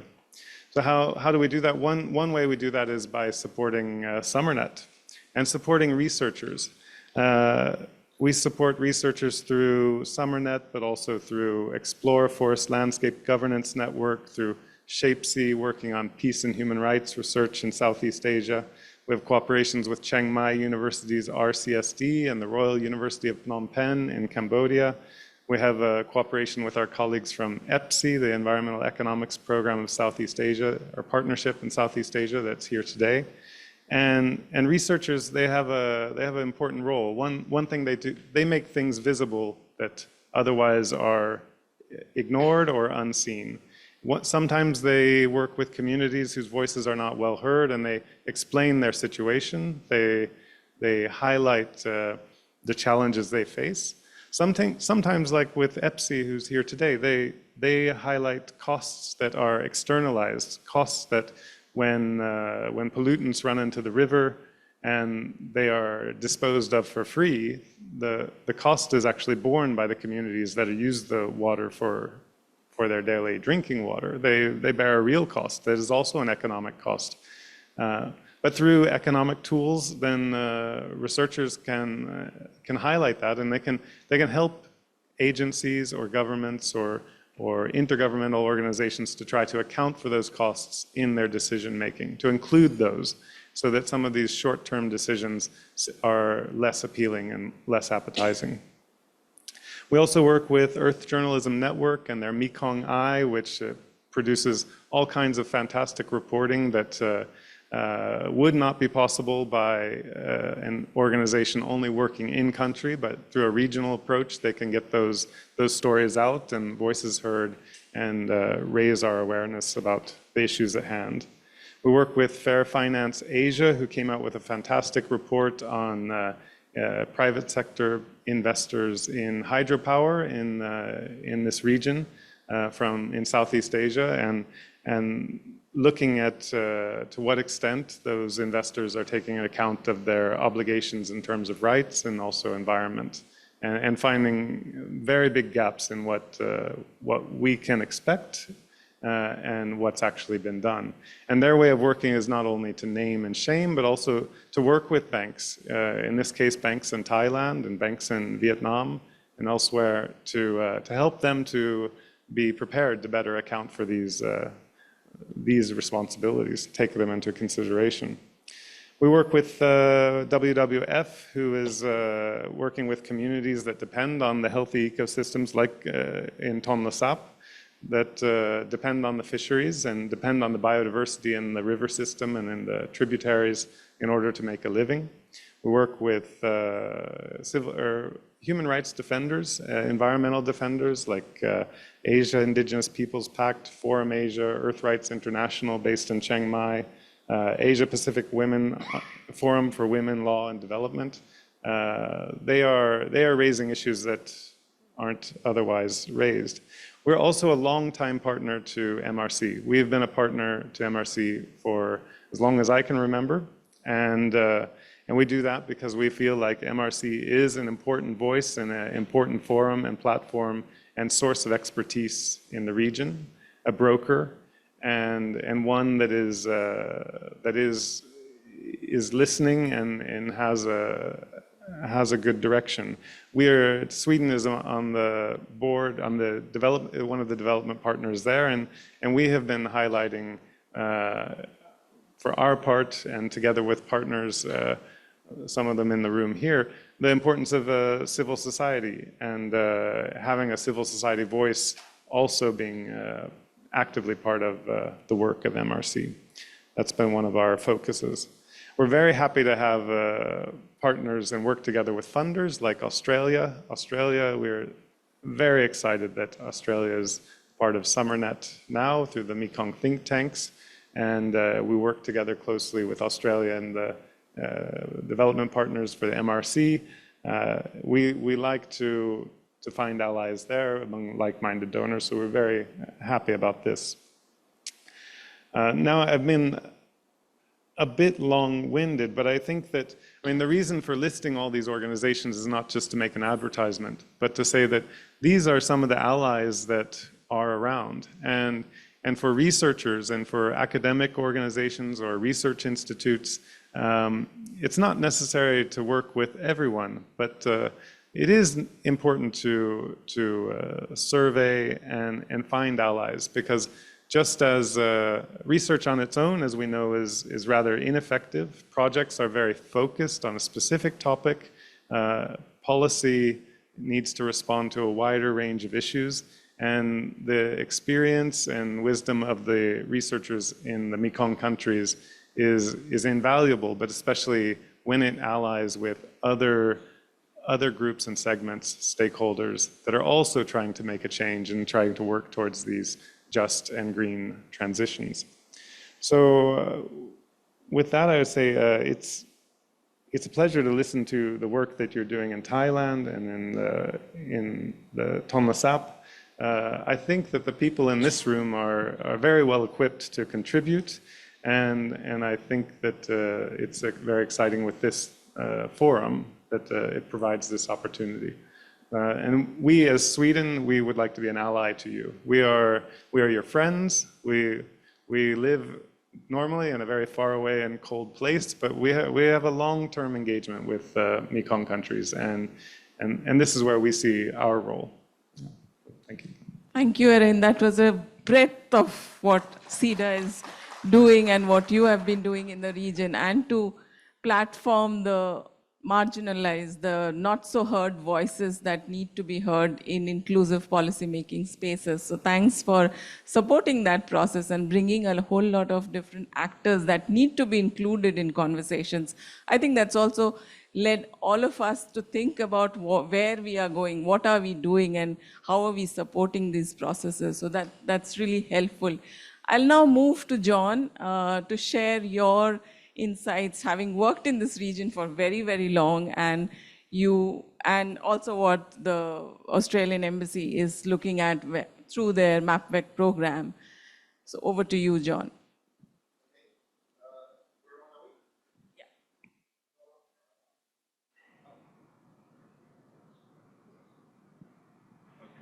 We're on now. Okay, thank you. So thanks and good morning to all colleagues.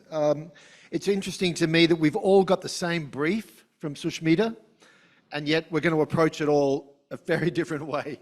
So if you were looking for consistency, bad luck. All right, just a couple of things before I start. I'm taken by Kun Patcharawee's sort of comment on, so let's get to the end. Maybe we do have to change the way we live a little bit. Think about that.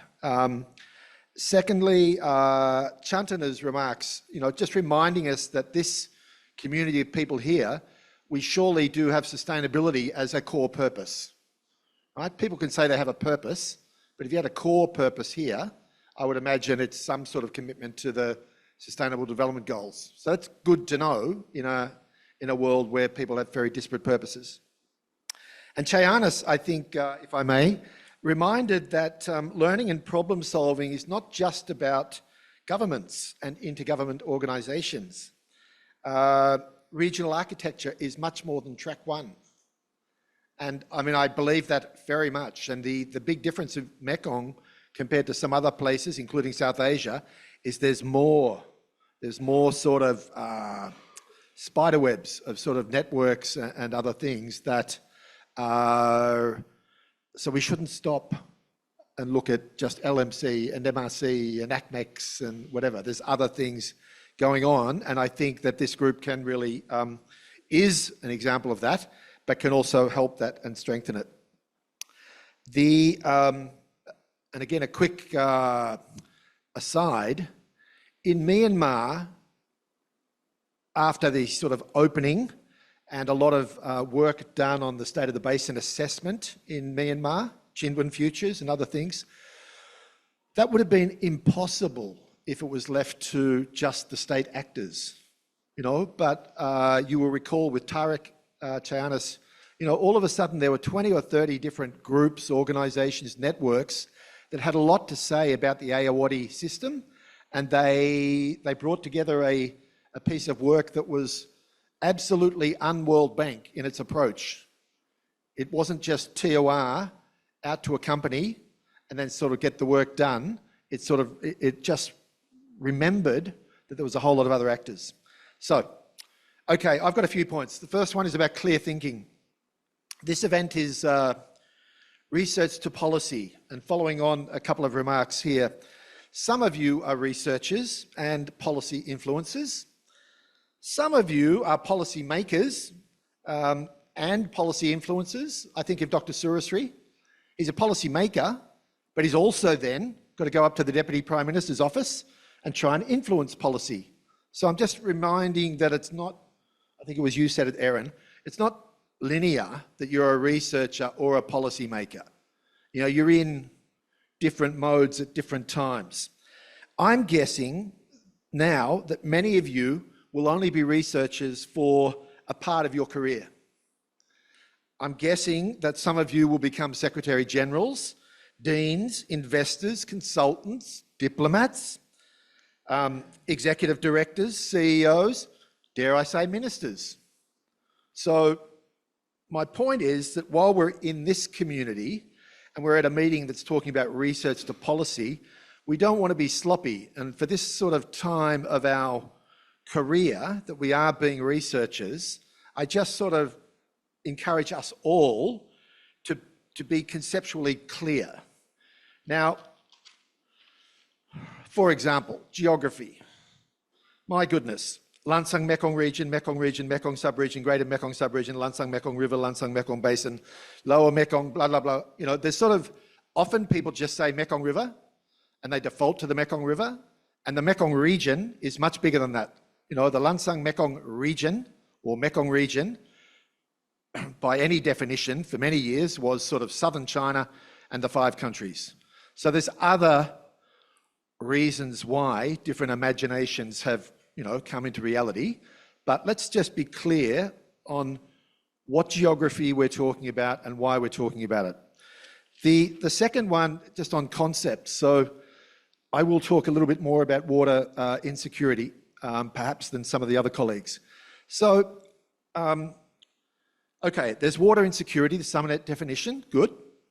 But there's also a pretty robust bit of work by Asian Development Bank on water security, the Asia Water Development Outlook, that has 5 different dimensions: rural household water security, environmental water security, urban water security, catchment health water security, climatological risk water security. MRC showed a very different one again before. So let's just be clear on what we're talking about. Patcharawee, we were together in Indonesia last week, and we are ONWR, FAO, Australia. We're collectively trying to sort of work on a water scarcity program, and water accounting is sort of part of that. But again, the point is there's different types of water scarcity. You know, too little, too much, too polluted, too variable. So I know it's easy for me, he says, you know, with English as his first language, but whatever language we're operating in, I just think we need to be sort of conceptually clear what type of water security or insecurity, what type of water scarcity, especially in our writing, you know, especially in our research framing. Okay, so cutting to the end, which means I still might have more to go. But I was asked to sort of, as we all were, mention a few challenges related to water insecurity. And so to me, the social challenges related to water insecurity that I put to the room for discussion when we get to that stage. Number one, we do have a climate crisis, but we can't be blaming everything on climate change. You know, it's just, it's idiotic. Polluted water is not due to climate change mostly. Number two, defaulting to augmenting supply. Every time we get short of water, where can we get more? Either as a country, interbasin diversions or whatever. But if that's your mentality, you will always just keep searching for more. And I think that's really significant. It bothers me at the moment that I think the MRC PRP has in the grey storage list, it's actually put Sambor and Stung Treng and, you know, a couple of others back on that are off. You know, so it's odd to me. It's, again, the mentality of what you put back in and why. Third one, unwillingness to contemplate enterprise change. I mean, for those that understand the disaster, train wreck waiting to happen of the Indus River, you know, what are we talking about? Sushmita will know this better than I, but, you know, peak water about 2050, so much of the river from cryosphere melt. So what's the situation in 2100? Do we really think we're still going to be growing sugar in the Indus? Cannot be, you know, but but often there's an unwillingness to sort of say, hang on, what are these other things? All right, irrigation services pricing. Every country in the Mekong is looking at it. This doesn't mean a water market trying to sell your water. It means clarifying what are your costs, how do you maintain the system, make the subsidy explicit, you know, but at least have an informed discussion. I can't believe the clock has run that fast. And I'm almost done then. Ignoring rain-fed agriculture, I think, is another serious mistake. Number 8, and Andrew Noble's here. You've been working on this for some time. Groundwater reserves are still a mystery in many parts of this region, and there's a large chance of it being sort of unsustainably plundered. So to me, there's some of the water insecurity challenges.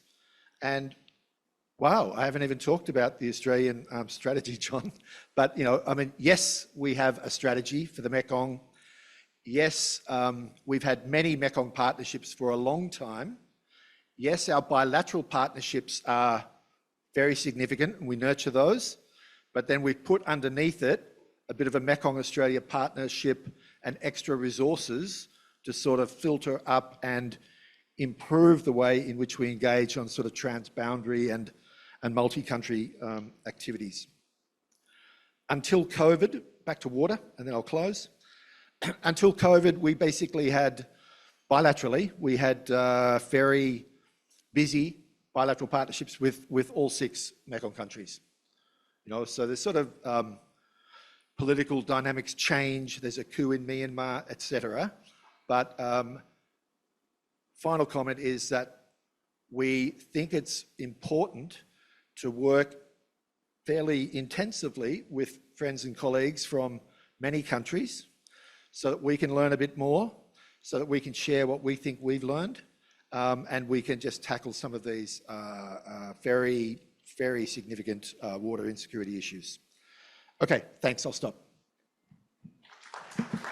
Thank you, John, for those words. And clearly, I mean, that's something which is also very, very clear, that we cannot rationalize our water demands. We have to move away from supply side hydrology to talk about demand management, and that's across all sectors, because water is at the heart of all the sectors, be it industries, be it agriculture, and so on and so forth. So thanks for those words, and thanks for saying that we need to clarify what water insecurity, because it is indeed a very, very broad realm of areas that one is talking about. And one is, when we are talking about water insecurity, let's not also get into the trap of securitizing, because that's not where we are wanting to get to. What we are wanting to get to is ensuring access and rights of the people who do not have access to water to have that access to water. So thanks for those words. And over to you, Dr. Vijan, to share your insights into how you see, taking on the hat of having worked with the public and the private sector, how do you see water insecurities and how that can be engaged with? Thank you very much. Good morning, everyone. Actually, it's good to be here again. As I can see my own friends, many of them are here, still work on the Mekong River Commission or Mekong region. I quite agree with John, though, when we talk about the geographic, I think we have to define clearly what the area we would like to work on. And I will concentrate on the policy people. I myself also, I start with the practical scientists and become to decision maker. And lastly, after retirement, I joined non-profit organization, also work on the environmental issue. But when we talk about the water management, we have to look for the whole area. For Mekong River, we know that why we have to work together. Since the water runs from upstream to downstream, but how we can manage the whole system, I think is very important. How data that we have, especially to support decision making, I think is very important. Our friend from China talk about the information on the hydrological aspect, especially linked to the climate change. Is that climate change already happened, and what the going to impact our region? I think it's very important. Director Patcharawee also mentioned of our region will on the top 10 list of the region going to facing with the climate change, especially how we adapt to the climate change. I think it's really important.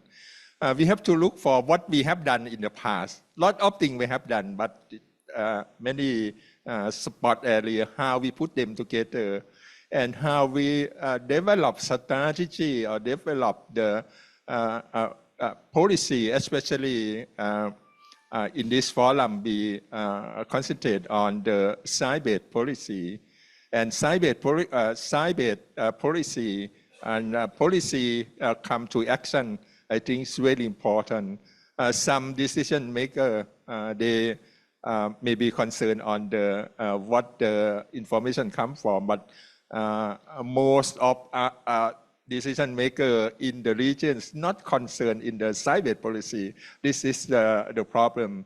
Mismanagement, I think, a very important issue in our region. Especially, you can go back to the flooding in our country on the year 2011. That's from the mismanagement.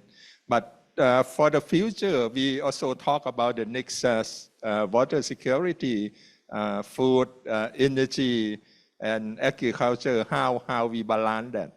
ACG, our member talk about sustainable development goal, how make a balance between social, economic, and environmental issue. It's not that easy. People in the Mekong region still poor compared to other regions in the world. How we can make them a bit richer while they live very rich watershed area, for example, that we talk about the water, we talk about the ecosystem of the Mekong. That's kind of issue. That's very important. The important thing is when we have something, do research, how we translate research into the simple way that we can communicate with the decision maker, even the public in general. That's also very important because the stakeholder engagement, very important issue. This is I would like to recommend. We also talk about transboundary issue. When we're going to work together, we have to taking care of transboundary impact as well. I myself also used to work in the Mekong River Commission. We try to put transboundary environmental impact assessment for more than 20 years, but still pending, right? But it got already, yeah, but how implement on the ground, I think is very important. There are many development projects, but how we inform the people in the region, I think also very important issue. Site-based policy, I agree. I myself, I also work on that kind of issue, especially I in charge of water quality. I run my modeling. If the country going to improve the water quality as the national minimum standard, they have to reduce waste load from various sources, but the investment have to go to that sort. The government said, oh, really good planning, but we have no money. That's the problem, how we can implement the plan without big money. That's also very important issue. In Thailand also, we taking care of the water management for the basin. We also listen from various stakeholders, but how we bring scientific information to stakeholders, I think is very important because stakeholders come from various sectors. They just ask what they want, but they didn't know what the potential of the river basin. That's the problem. In Thailand, now we develop our research. Especially, I myself also work with the National Research Council of Thailand. We also ask the national agency to join us to develop what the research you want to use for the management water, even PM 2.5 now. And in the Mekong region, we also support, we call hub of talents, try to put the technical people to work together and knowledge along the Mekong River on the biological biodiversity, that how people can utilize and conserve biodiversity at the Mekong region. That's the kind of thing that I would say how we put the knowledge in the SUMERNET is moving toward on the 20 year, right? Start from 2005, and a lot of information, how put information together, and how we recommend the information to the policy people. I would suggest that. Thank you very much. Thank you, Dr. Vijan, for your thoughts on that and how we can take this forward. We are running really behind schedule. I'll just invite 2 questions from the audience.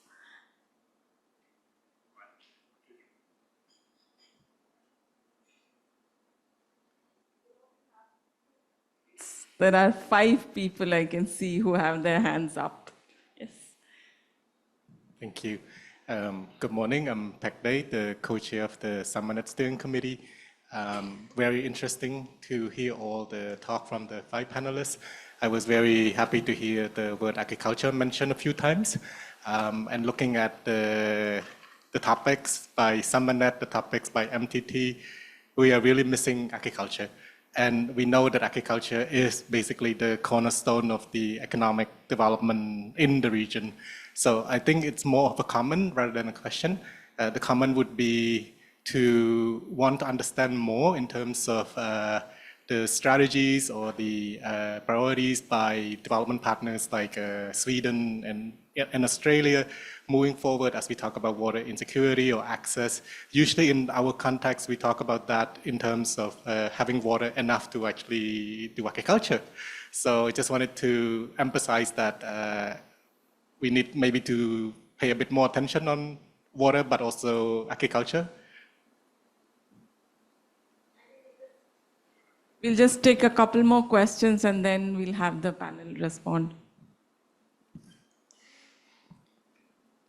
Yeah, my name's Lang from Vietnam, in the Mekong Delta of Vietnam.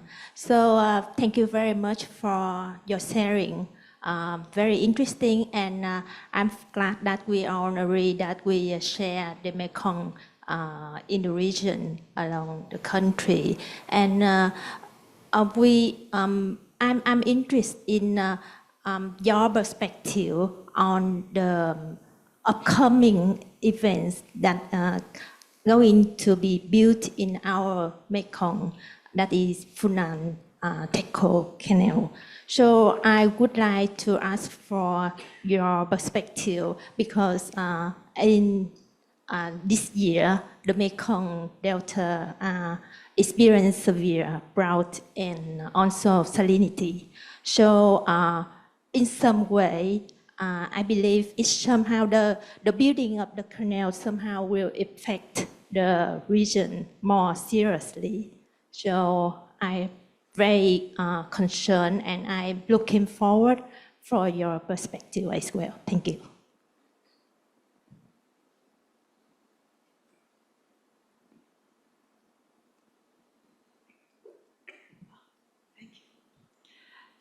Yeah. I think the SUMERNET has been 20 years, and I think started in 2005. Like actually, John, you are one of the 3 persons who crafted idea of SUMERNET, and we will never forget that. It's very important, and you probably are happy to see how this big SUMERNET from the seed to become a big tree. My question is, 20 years is about considering the accelerating changes in the whole world. I think 20 years is about 4 generations ago. So considering the policy research and its changes too. And I think our panels are playing very important role in policy research. So what do you expect the SUMERNET today could be different to facilitate and to support and to provide important information for the policy making today? Yeah.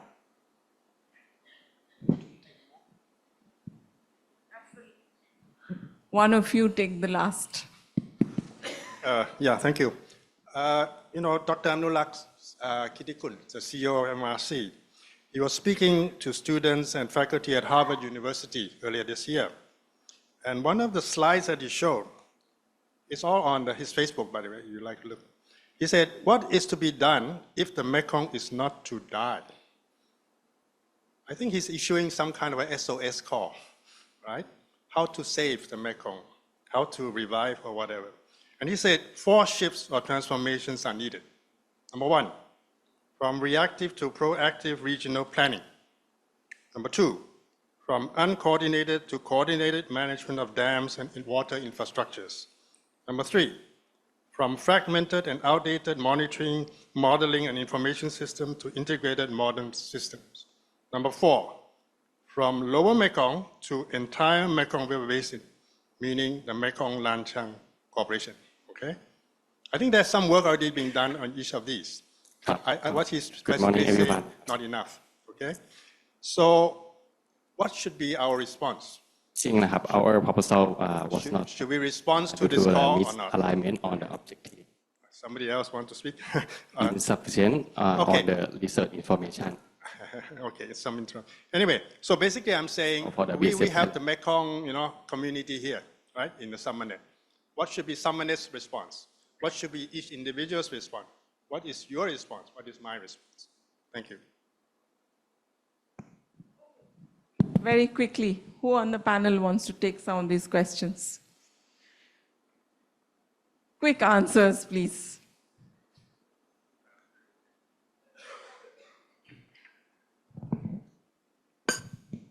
For the gap is around 100.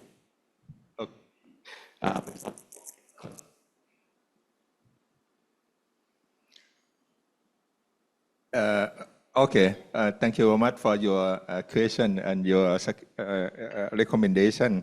I respond some, especially in Vietnam, when we talk about the drought. I think last year, not just only Vietnam, but we are facing the drought problem in country around the world. But for the next agenda, one more issue that our researchers also talk about, national-based solution. I think for the SUMERNET and Mekong researcher, we have to look for the national-based solution. It's the one issue because national-based can absorb the climate change, can adapt to the climate change better than the harsh infrastructure. I think we have to look for that, especially some area in the Mekong River that we can conserve as a national-based solution for adaptation. I would say that. For Khun Avichai, I quite agree with your comment and your suggestion. And we have to set a priority. What the area we have to move on, especially our friend also talk about agriculture and water, but Mekong support many especially livelihood of the people along Mekong. I think the information, I think very important, how much we have that information, especially modeling, Mekong River Commission and Dr. Chanit and Sue used to work on the modeling, but I'm not sure how it worked in like how continue to work on that scenario management, and then we can look for what we need to adapt ourselves for the impact of the climate change. So, a couple of quick points on agriculture. So I was asked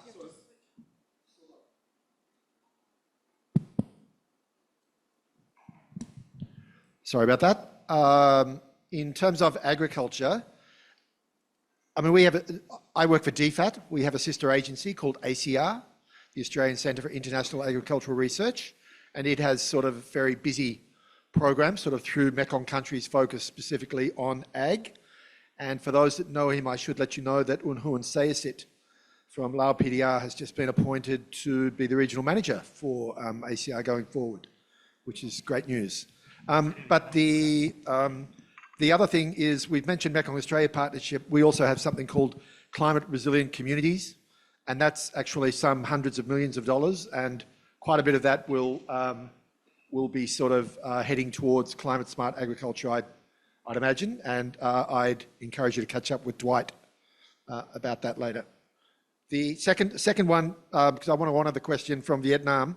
I mean, Funan Techo Canal is obviously extremely sensitive, but I think if you wanted the most positive example of MRC diplomacy that I've seen in some years, it is the question and answer with the Phnom Penh Post a few weeks ago, where the Phnom Penh Post have asked questions of the MRC, and MRC has then provided very detailed answers of what they believe would be a sensible path forward to sort of bring more information to bear. The Transboundary EIA process that began, and yes, took so long to get approved. It's only been done once with Sekong A, but certainly, if I understand correctly, the MRCS would welcome an invitation to provide a high quality, constructive input and reflection on the amount of information that is currently available on Funan Techo. Thanks. Thanks. Maybe I'll try to quickly answer questions related to what should SUMERNET, how should SUMERNET respond to these observations that Dr. Apachai made, and then also 20 years on, what should SUMERNET do? And I don't think it's really our place to say what SUMERNET should do or what SEI should do. But what I see happening, and I think that is something that we very much appreciate, is that during these 20 years, the steering committee for SUMERNET has taken more and more responsibility for the direction of the SUMERNET program. And that's very important to us because that reflects the increased ownership of the network amongst the research community in the region. So I would say that we've always been supportive of that, and we continue to encourage that. And that's actually one of the strong motivating factors for Sweden to be a part of supporting SUMERNET so long. We are a long-term funder, but 20 years is a very long time even for Sweden and SIDA. And I think a lot of that is reflected, or one reason for that is the increasing rootedness of SUMERNET in the region and direction from the region. And also noting that that steering committee is becoming more and more diverse, reflecting more countries and reflecting more professions and more age groups, more experiences. So in the recent years, there's been a strong effort to include young professionals in the steering committee, and that's also something we appreciate very much. And then I say, what should SUMERNET do? I mean, just on, I think what I also hear from SUMERNET is a more and more focus on co-production and recognizing that that research is one element in broader coalitions, and how can research and academics involve those coalitions, become a part of a coalition earlier in their work, rather than coming with a report and then asking people to come and listen to all the fantastic things they found out, but actually being a part of a movement earlier on. And I think many people are already doing that, but it's something that SUMERNET discusses more and more, and I think that's also important for having an impact on the kinds of issues that have been discussed today and yesterday. Thank you. Would any one of you want to respond to anything?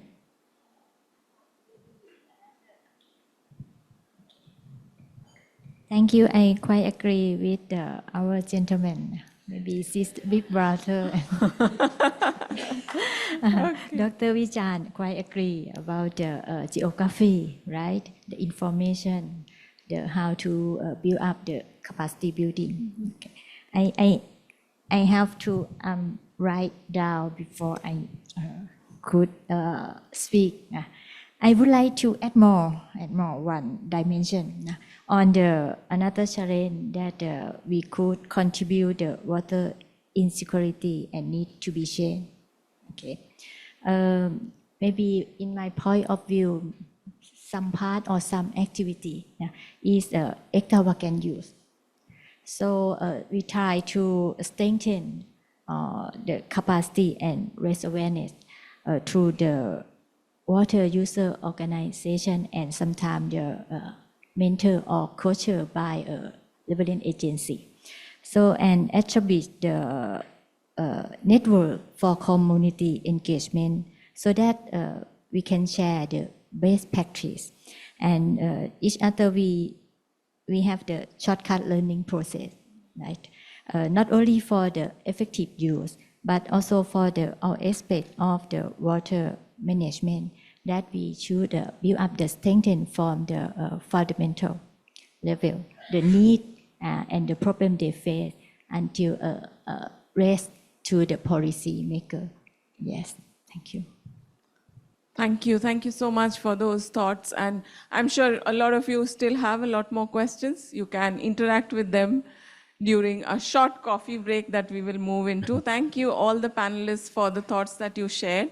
There's a lot that I have to start thinking about in terms of connecting all the dots. But clearly what is emerging is that to address water insecurity, it's not just one agency or one actor. It's a coming together of many different actors that need to take this forward. And that's one of the key learnings that's emerging from, and SUMERNET is trying to actually build those bridges, build those coalitions to going forward.